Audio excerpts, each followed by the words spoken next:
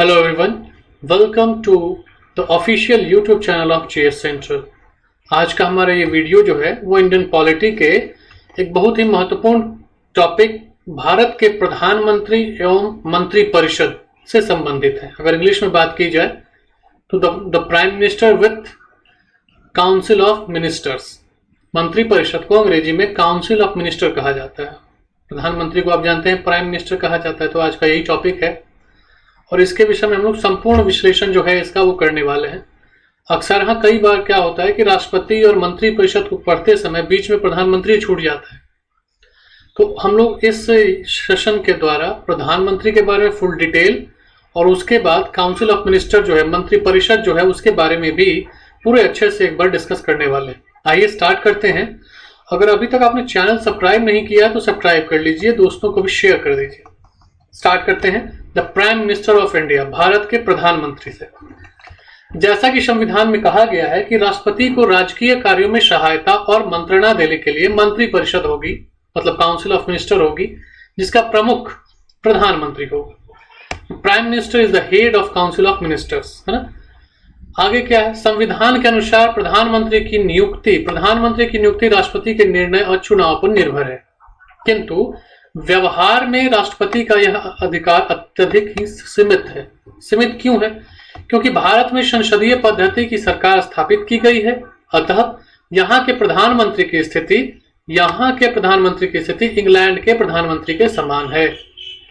सच पूछा जाए तो वह अत्यंत ही शक्तिशाली व्यक्ति है और देश का वास्तविक शासक भी जो है वो प्रधानमंत्री ही है। अगर भारत की बात की जाए तो राष्ट्रपति उसी व्यक्ति को प्रधानमंत्री के पद पर नियुक्त करता है जो लोकसभा में बहुमत दल का नेता होता है। यदि राष्ट्रपति किसी ऐसे व्यक्ति को नियुक्त नहीं करे और अपनी इच्छा अनुसार संसद के किसी अन्य सदस्य को नियुक्त कर ले प्रधानमंत्री के रूप में, तो जनता और संसद का बहुमत दल उसकी नियुक्ति का विरोध करेंगे। परिणाम यह होगा कि नियुक्त व्यक्ति मंत्री परिषद का गठन करने और शासन कार्य को सुचारू रूप से चलाने में असमर्थ हो जाएगा। चूंकि राष्ट्रपति का कर्तव्य सुदृढ़ सरकार स्थापित करना है, इसलिए वह हमेशा बहुमत दल के नेता को ही प्रधानमंत्री नियुक्त करेगा या करता है।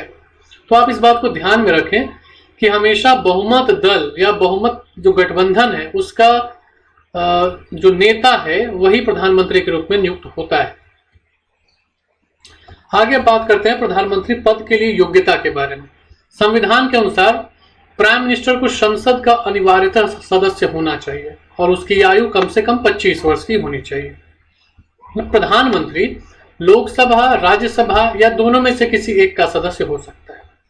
यद्यपि प्रजातंत्रात्मक पद्धति के अनुसार पीएम को लोकसभा का ही सदस्य होना चाहिए। तथापि कुछ परिस्थितियों के कारण यदि राज्यसभा का सदस्य भी प्रधानमंत्री हो जाता है या बहुमत दल का नेता मान लिया जाता है तो यह संविधान के अगेंस्ट नहीं माना जाएगा। एक सामान्य सी मान्यता यह है कि चूंकि लोकसभा के में जो सदस्य होते हैं वो प्रत्यक्ष रूप से जनता के द्वारा निर्वाचित होकर आते हैं और एक ऐसी विचारधारा बनाई गई है कि भाई जो प्रधानमंत्री हो वो जनता के द्वारा प्रत्यक्ष रूप से निर्वाचित हो तो ज्यादा अच्छा माना जाता है। 1967 ईस्वी के आम चुनाव के पूर्व श्रीमती इंदिरा गांधी को राज्यसभा की सदस्य होते हुए भी प्रधानमंत्री नियुक्त किया गया था। ऐसा ही एक दूसरा उदाहरण मनमोहन सिंह के प्रधानमंत्रित्व काल में भी देखने को मिला। श्रीमान मनमोहन सिंह राज्यसभा के सदस्य हुआ करते थे असम राज्य से और उन्होंने पूरे 10 साल तक प्रधानमंत्री के रूप में भी कार्य किया। आगे हम देखते हैं प्रधानमंत्री के कार्य और उसके अधिकार। चूंकि प्रधानमंत्री मंत्री परिषद का निर्माता होता है, अतः उसका स्थान अत्यंत ही महत्वपूर्ण है। उसकी महत्ता और शक्ति का अनुमान इसी बात से लगाया जा सकता है कि मंत्री परिषद के अस्तित्व में आने के पूर्व ही उसकी नियुक्ति हो जाती है। उसी के परामर्श से राष्ट्रपति मंत्री परिषद के अन्य सदस्यों या मंत्रियों की नियुक्ति करते हैं। प्रधानमंत्री के कार्यों की अगर चर्चा की जाए तो उसके कार्य निम्नलिखित हैं। प्राइम मिनिस्टर देश के राजनीतिक दल का नेता और संसद में बहुमत दल का नेता होता है, अतः यह स्वाभाविक हो जाता है कि वह जनता का प्रिय हो और एक प्रभावशाली व्यक्ति हो। वह मंत्रियों को चुनता है, इस प्रकार मंत्री परिषद का निर्माण करता है। वह मंत्रियों के बीच कार्यों का बंटवारा भी करता है। इस कार्य में उसे बहुत कुछ स्वतंत्रता रहती है। हाँ, उसे अपने दल के कुछ प्रभावशाली व्यक्तियों को चुनना पड़ता है आपसी सामंजस्य को बैठाने के लिए। अगला अगर कार्य देखा जाए तो वह आवश्यकता अनुसार किसी भी मंत्री को पद त्याग करने हेतु विवश कर सकता है।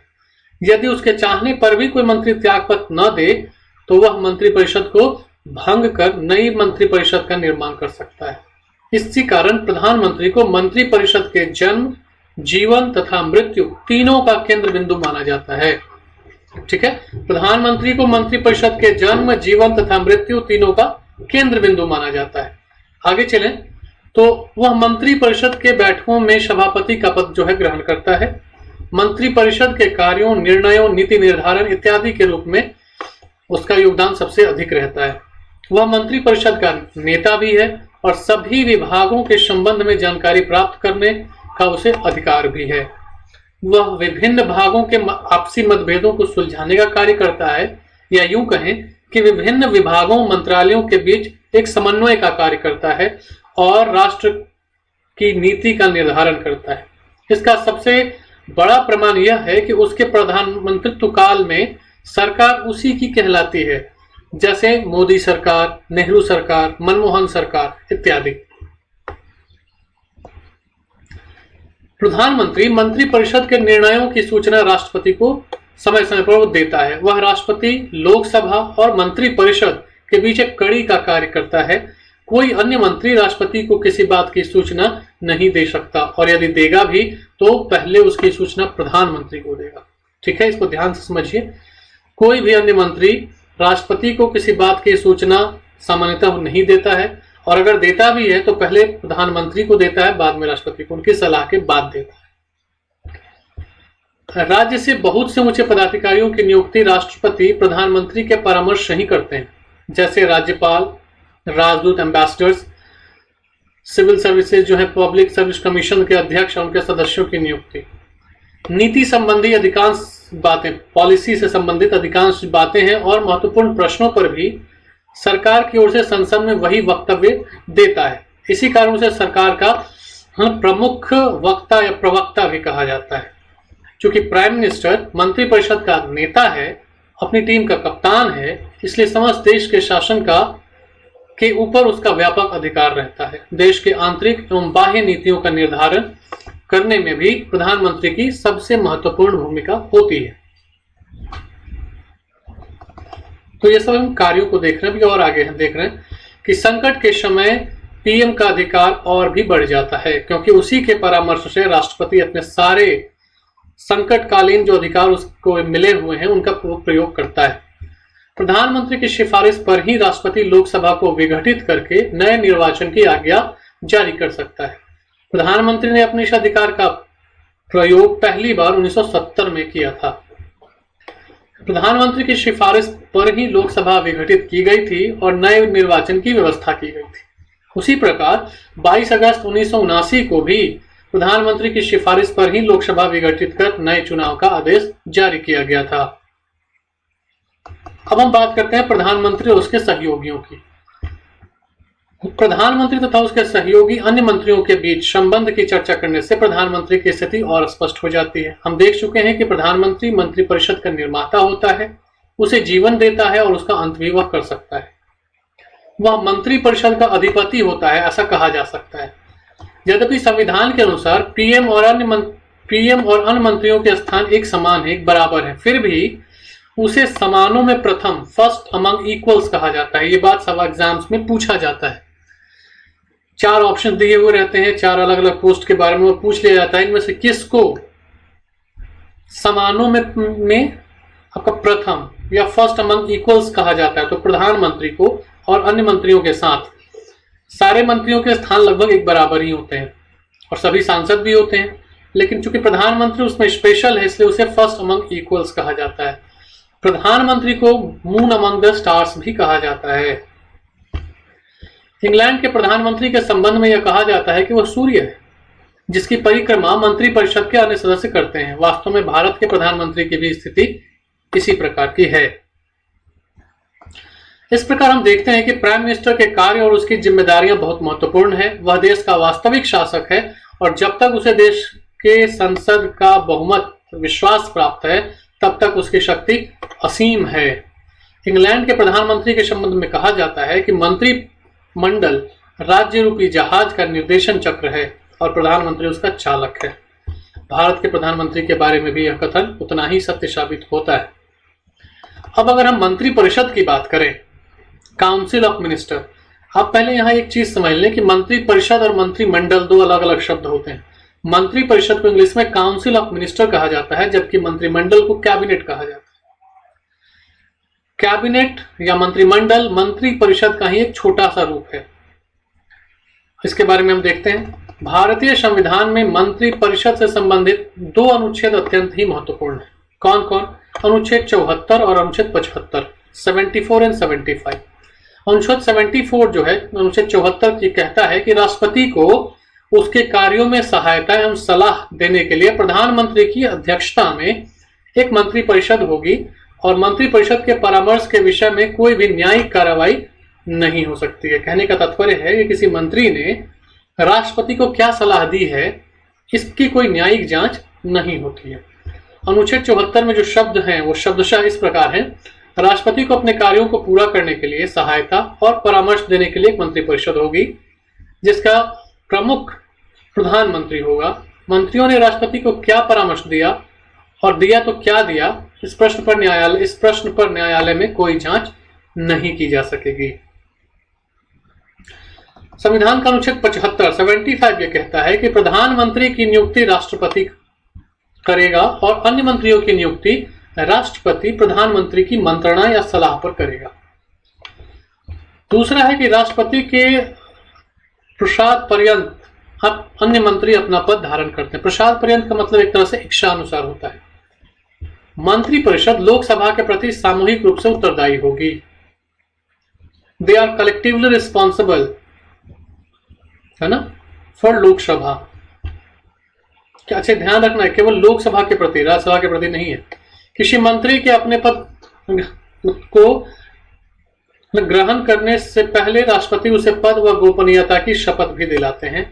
कोई मंत्री जो लगातार 6 महीने की कालावधि तक संसद के किसी सदन का सदस्य नहीं है या ना हो पाया, उस कालावधि या उस वक्त 6 महीने के समाप्ति के बाद वह मंत्री नहीं रह सकता है। इसे दूसरे शब्दों में इस प्रकार हम कह सकते हैं कि कोई भी व्यक्ति मंत्री बन सकता है, परंतु उसे 6 माह के अंदर संसद के किसी सदन की सदस्यता हासिल करनी होगी या ग्रहण करनी होगी।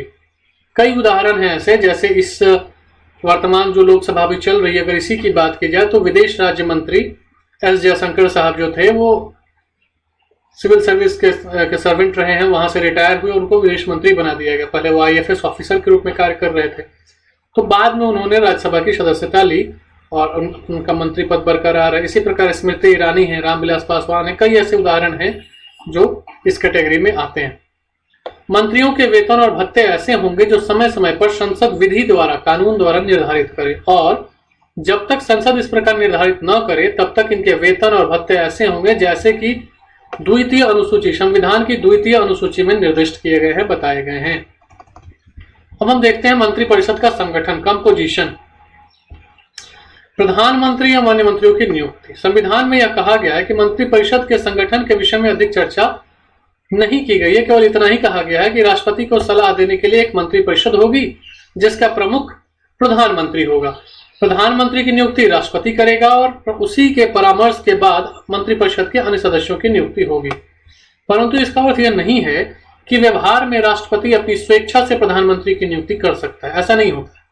वास्तव में लोकसभा में बहुमत दल का जो नेता है वही मंत्रिपरिषद के गठन के लिए राष्ट्रपति द्वारा आमंत्रित किया जाता है। आगे अगर देखा जाए तो यदि यह ठीक प्रकार से स्पष्ट नहीं हो पा रहा है कि बहुमत किस दल का है, तो राष्ट्रपति अपनी इच्छा के अनुकूल व्यक्ति को मंत्रिपरिषद के निर्माण के लिए आमंत्रित कर सकता है, परंतु इस स्थिति में भी राष्ट्रपति के अधिकार सीमित होते हैं। मान लीजिए कभी ऐसा हो कि निर्वाचन के बाद किसी भी दल को या कोई भी ऐसा गठबंधन स्वरूप न ले पाए जिससे बहुमत हासिल हो, उस वक्त पर राष्ट्रपति अपने विवेकाधिकार का इस्तेमाल करके जो व्यक्ति उसे इसके लिए सक्षम लग रहा उसे मंत्रिपरिषद के निर्माण के लिए आमंत्रित करता है। राष्ट्रपति बहुमत दल के नेता को मंत्रिपरिषद बनाने के लिए आमंत्रित करता है और उसके बाद भावी प्रधानमंत्री अपने साथियों का चुनाव करता है। प्रधानमंत्री अपने साथियों का चुनाव करने में पूर्णतः स्वतंत्र होता है, कंप्लीटली उसका फ्रीडम होता है। वह किसी भी व्यक्ति को मंत्रिपरिषद के लिए चुन सकता है।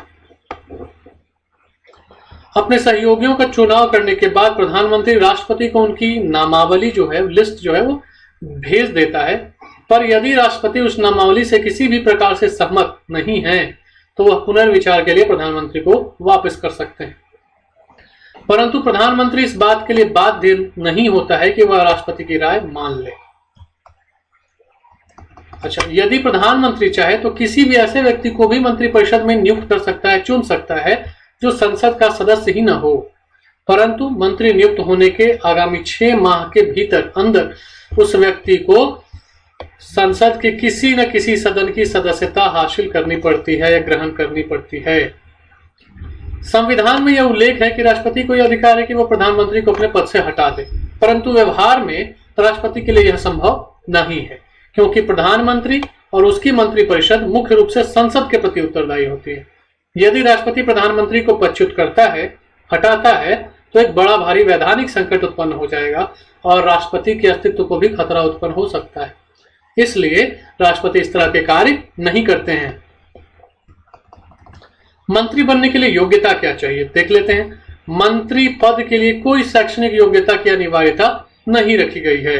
भारत के किसी भी नागरिक को मंत्री नियुक्त किया जा सकता है। साधारणतया यह देखा जाता है कि संसद के सदस्यों से ही मंत्री नियुक्त किए जाएं, परंतु उनके लिए आवश्यक हो जाता है, अगर कोई व्यक्ति संसद का सदस्य नहीं है, उसके लिए कि वह 6 माह के अंदर संसद के सदस्यता हासिल कर ले, ग्रहण कर ले, अन्यथा उन्हें उस पद का परित्याग करना पड़ेगा। इस व्यवस्था का उद्देश्य यह है कि लोकप्रिय व्यक्ति ही मंत्री बन सके, जिससे कि शासन का संचालन सुचारू रूप से हो सके, जिसमें जनता की आस्था हो। मंत्रियों के विभिन्न प्रकार होते हैं। जैसा कि हमने इस सेशन के स्टार्टिंग में मंत्रिपरिषद के समय बताया था कि मंत्रिमंडल अलग चीज है और मंत्रिपरिषद अलग चीज। मंत्रिपरिषद कलेक्टिवली सारे हर प्रकार के मंत्रियों को मिला के मंत्रिपरिषद बनता है और मंत्रिमंडल उसी का एक छोटा रूप है, जिसमें केवल सीनियर मंत्री होते हैं या कैबिनेट रैंक के मंत्री होते हैं। देखते हैं हम लोग मंत्रिपरिषद के विभिन्न सदस्यों के महत्व को दृष्टि में रखते हुए मंत्रियों को 3 विभिन्न श्रेणियों में विभाजित किया गया है। कौन कौन है? कैबिनेट मंत्री, राज्य मंत्री और राज्य मंत्री स्वतंत्र प्रभार। कैबिनेट मंत्री मतलब ये मंत्रिपरिषद की प्रत्येक बैठक में भाग लेते हैं और अपनी राय प्रकट करते हैं। ये साधारणतया एक्सपीरियंस्ड मंत्री होते हैं, सीनियर मंत्री होते हैं। राज्य मंत्री कौन है? राज्य मंत्री जो छोटे मंत्रालय हैं, जो भी मंत्रालय हैं, अलग अलग मंत्रालय जो काफी मतलब बड़े मंत्रालय हैं, सॉरी छोटे नहीं, जो काफी मतलब बड़े मंत्रालय हैं, उन मंत्रालयों में कैबिनेट मंत्री की सहायता के लिए राज्य मंत्रियों को भी नियुक्त किया जाता है। जैसे अगर उदाहरण के स्वरूप में देखा जाए तो वित्त मंत्रालय या गृह मंत्रालय या विदेश मंत्रालय, जो भी काफी बड़े स्तर के मंत्रालय हैं, उनमें एक कैबिनेट मंत्री होते हैं और उनकी सहायता के लिए 1 या 2 राज्य मंत्रियों को नियुक्त किया जाता है। अगर वित्त मंत्रालय का ही एग्जाम्पल लें तो निर्मला सीतारमन कैबिनेट रैंक के वित्त मंत्री हैं और अनुराग ठाकुर राज्य स्तरीय वित्त मंत्री हैं।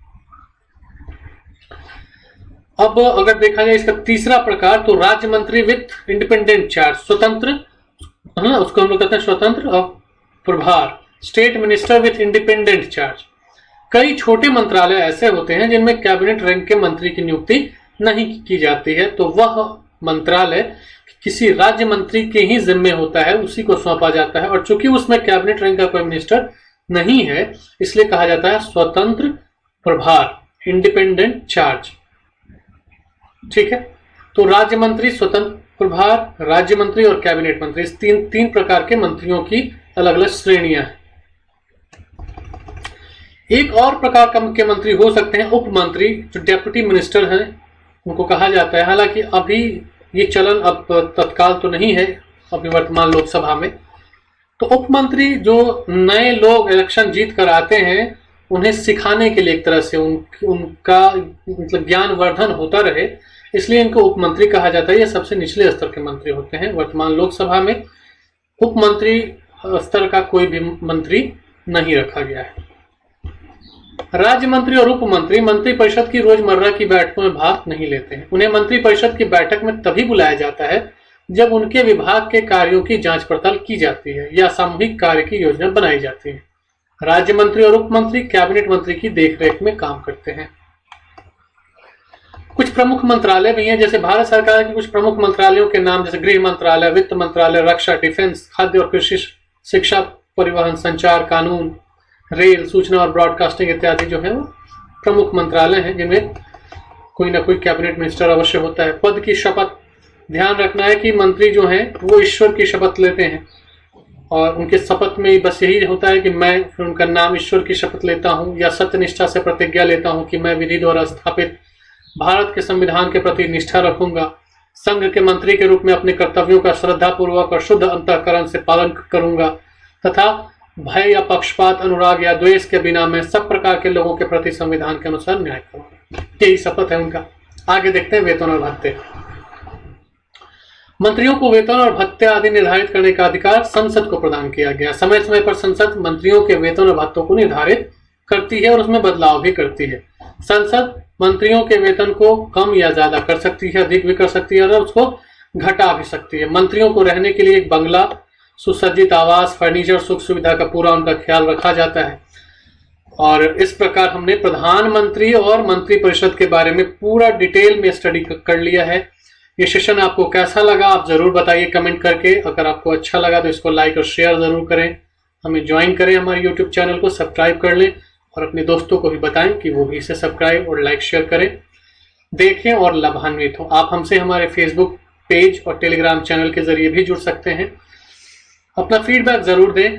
वीडियो को देखने के लिए बहुत बहुत धन्यवाद। मिलते हैं अगले वीडियो में। Thank you very much.